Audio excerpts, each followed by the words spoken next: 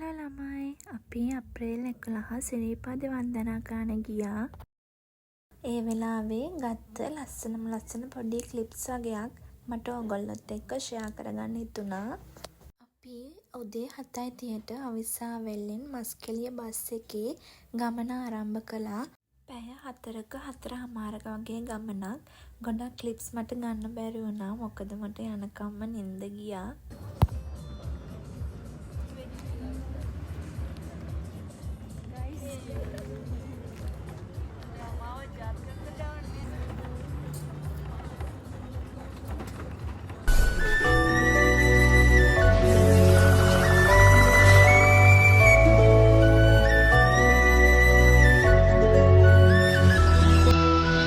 අපි නල්ලතන්නියට එද්දි හරියටම 12:15 වගේ වෙලා තිබුණා.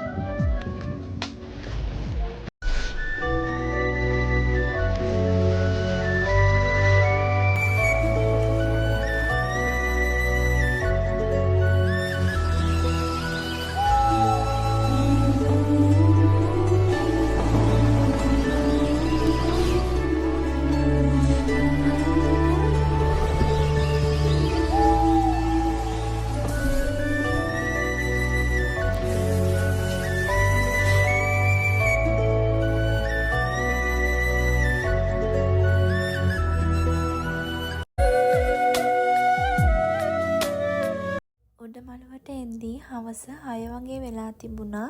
ඇත්තටම හරිම ලස්සන view එකක් තිබුණේ. ඒ වගේම හරිම සීතලයි.